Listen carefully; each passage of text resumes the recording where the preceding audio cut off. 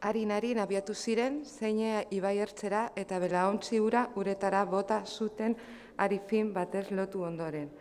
Zeine ibaian zehar, txalupa handi, astun eta belamendurik gabeko bat pasatzen ari zen, une hartan eta bi aurrak anertzean ezerita ikustean, agurka hasi zitzaien gizon gazte bat itsasontzitik.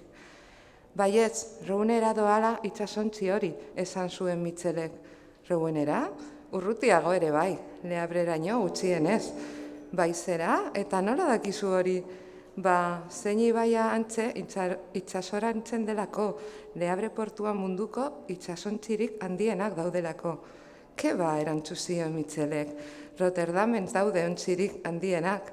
Errusika Rotterdamitz magikoa entzunda, erne jarri zen. Bere baitan, nosorroan, zegoen esperantza saltaria esnatu eta dantzan hasi zitzaion. Agian, behar bada, txalupa hartara eltzerik izango balu, txalupa handi hura gero eta hurbilago zeukan. Aurrak agurka hasi ziren txalupan zegoen gazteari erantzunez. Errusika pentsatu zuen zerbait egin behar zuela eta azkar gainera.